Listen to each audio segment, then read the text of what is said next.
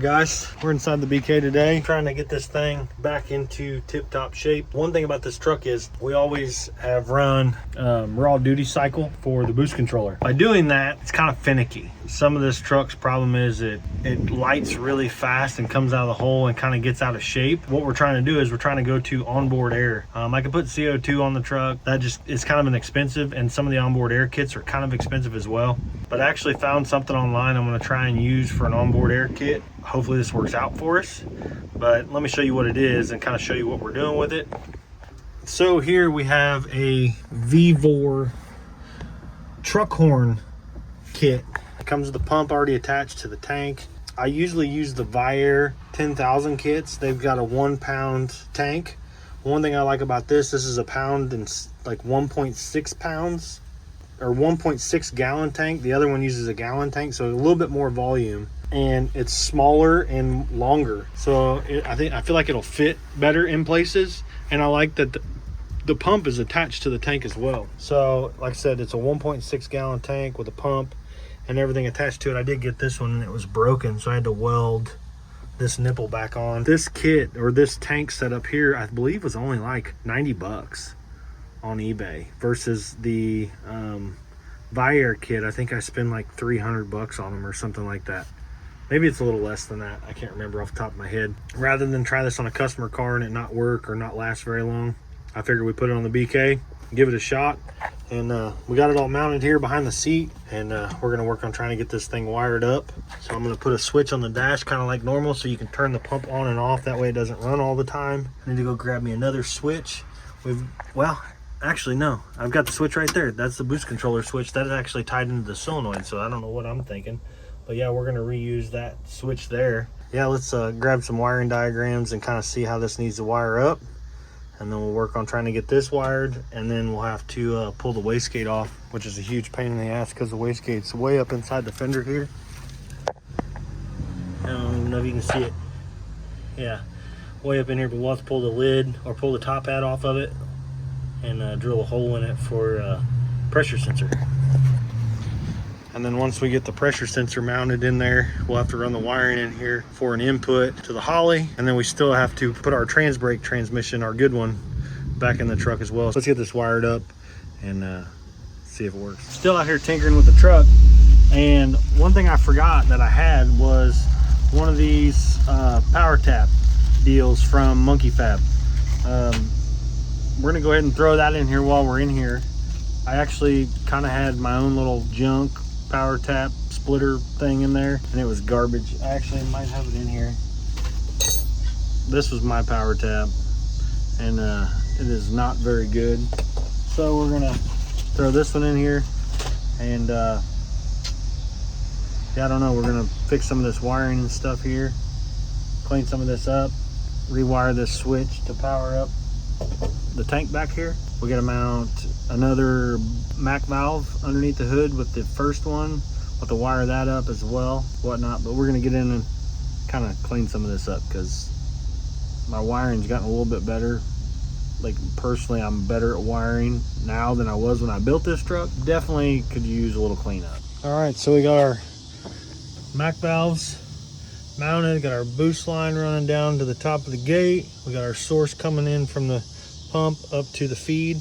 I should have switched these, but I mounted it like I basically just mimicked how it was on the Mustang, not thinking that I was going to be feeding from the opposite side. But once I put them all together, I'd cut the wiring and put them all in a connector and stuff, and by then I was like pissed on them. I'm not even going to switch them. It's fine. It's not that serious. But yeah, we've got the feed line going down the top of the gate. We've got our source going to the bottom of the gate. The only thing we have to do now is add the sensor to the top for the dome and then wire that. So we've got the hose running all the way inside the truck. Got it running down here with the wiring into the pump. And the pump's wired to the old boost solenoid switch, but now it's the pump switch. Kick it on, it'll pump up. It'll shut itself off when it hits a pressure, or I can manually turn it off. That way the pump doesn't run all the time. We don't have the trans brake hooked up, so we are gonna, for now, gonna have to do this by RPM, so that'll be nice. The way I did it before was duty cycle by RPM and throttle position. At least now this way I can actually target a pressure, which will be super, super nice. Still gotta wire up the MAC valves. I've got my power wire going to the MAC valves, but I don't have the input wires set up yet. So I gotta go in the house, hook up the laptop, get that sorted out, and then those will be wired. And then all I'll have to do is wire in the sensor and mount the sensor. All right, so we got all the onboard air stuff put on the truck, double checked, made sure that, and verified the sensors works, the pressure switch on the tank actually works. One thing about this budget onboard air kit that I'm trying, the tank doesn't have a pressure relief on it, where like your Viair kits, they have like a pressure relief, so they get, if the sensor goes bad and it wants to just pump the tank up, relief valve on the tank that'll pop and relieve the pressure so it doesn't just run away and explode the tank. This does not have that. It's kind of one of them things. It's a good thing I have it on a switch because I can manually turn it off. So I just have to be mindful of the tank and the switch itself being on before it becomes an issue and the switch goes bad or something. But I'll probably eventually end up pulling the tank out and welding a bung in the side of the tank and making it to where I can put a relief valve in it, just for safety's sake. We got all that buttoned up. It works, it functions. We need to go out and drive the truck and test it. We don't know how well it works yet. I got it up on the lift last night, and today we're gonna work on trying to get the old stock Turbo 400 out of this thing. I've got my Jegs Turbo 400, had been in the truck for a couple years, had a bunch of passes, a bunch of miles and stuff on it, and at some point I thought it had acquired a noise in it. Well, that was back when the old 5.3 had been all the rods. Basically, I thought the noise was in the tranny and it ended up being in the engine. So I did go ahead and take the transmission to my tranny guy. He tore it apart, looked at everything looked good, cleaned everything up, put it back together, said it's ready to get put back into service. But we're gonna get this yanked out, get the Jegs Turbo 400 back in, get the trans brake hooked back up, because we've actually got a test and tune this week, and hopefully we can get this thing out, test it, make sure everything works. Basically, now we'll have a lot better control of the boost, hopefully, with the trans brake, and we can do boost versus time. We won't have to do any of that duty cycle stuff anymore. And we'll have a little bit better control of it to where we can hopefully tame this thing down at the 60 foot to where it doesn't want to twist the truck in half and do all the funny stuff that it wants to do at the starting line. But let's get to it. All right, guys, we're still at it. I've got it filled up with tranny fluid, and then I went in and changed the oil and stuff on it while I was at it. And then I've got some buttons coming. So we're gonna try and put a bump button on the steering wheel, but we'll get back to it first thing in the morning, test the trans brake and verify all that stuff works. And then we'll probably do a little test drive. And then I want to double check and see what this thing will make on the brake now that I have dome control and I can target a PSI on the brake, where before I couldn't. I just threw some duty cycle at it at an RPM and hoped that it would do it. But now I've got 100 pounds of pressure available to use on the gate, where before I was only able to use whatever pressure allowed from the turbo at that RPM, use that pressure to add dome pressure on top of it, if that makes any sense.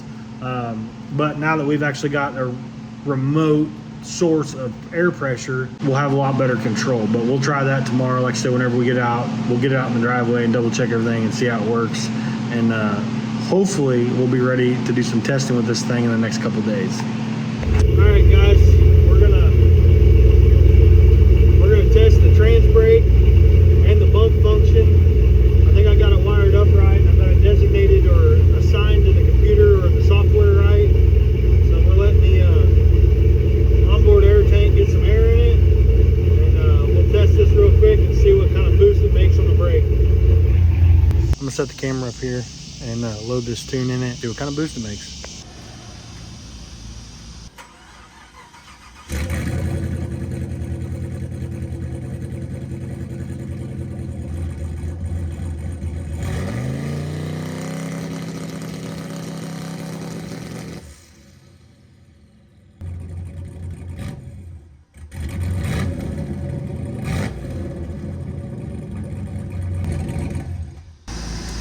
Well, that was cool.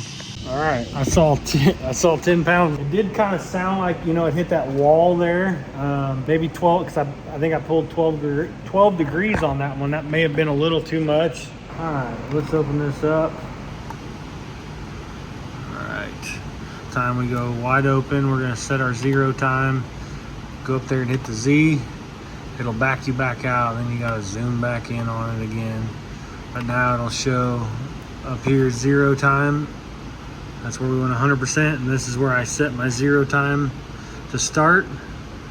So it came up, here you can see the yellow line, start the yank timing.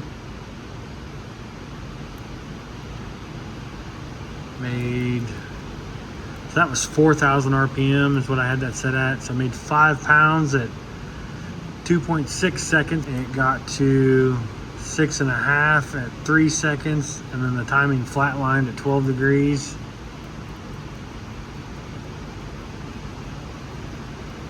And it made it all the way to 10.5, 10.6. Was that when it sounded weird there, but you can see where the timing kind of came out of it, flatline at 12, and then once it got to supposed to be 10 pounds, it was supposed to ramp back in, but it that was about 4.2 seconds. Most people will probably say that's way too long. Maybe I'll hold the 10 or the 12 degrees. Maybe that was where it started to roll over there, where it kind of sounded funny to me. Got it to make 10.5 pounds on the brake, so that's really good. That's the most this thing's ever made. I don't think I'll start at 4,000 RPM on the launch because I feel like 4,000 RPM and 10 pounds of boost is going to be way too much for this truck without having an anti-roll bar. Pretty excited about that. At least I know that I can pull some timing out of it and get it to make the 10 pounds that I want it to make. I can probably do a couple things and get it to do it a little bit better, and the bump function worked. It didn't appear that it was moving very far, so I may need to play with that pulse width a little bit. But on the track where the track's sticky versus my driveway that's kind of like not sticky, the truck's going to move further, so I'll probably have to play with that at the track. I'm not going to be able to really do much with it here. Pretty cool. Pretty cool. At this point, the truck is ready to test. Hopefully, we've got an oil change. I knew that was gonna happen. We got the oil change, trannies all topped off, tranny swapped, got the trans brake tranny in it and stuff. So before, with the foot brake in it, we had to lean on it pretty hard, like 20 pounds to get it to run 990s. I'm hoping to do it on like 14, 15 pounds to get it to run 990s. Fingers crossed, everything works out okay and the truck makes good pass and everything's good. We can leave on 10 and build like a ramp, or we may have to do a timing retard because, like I said, not having an anti-roll bar in this truck, it's pretty violent. We're just gonna have to get out and test it. But with that being said, the truck is ready. We're gonna be at the track here actually tomorrow, but you'll have to wait for a few days to get that video. But I'm gonna get in the house, edit this up, and a huge thanks to everybody that's been following. Our subscriber count's gone up quite a bit. I say quite a bit. It's quite a bit to me. I think we've gained like 30 or 40 subscribers in probably the last month, so that's pretty good to me. We're almost at 2,500. I would like to see about 3,000 by the end of the year, but we're just going to get some good content, get some good racing videos out to you guys, and hopefully it helps. But that's going to do it for today's video, guys. Thanks for watching. Keep following along. Comment, like, subscribe. We'll see you on the next one.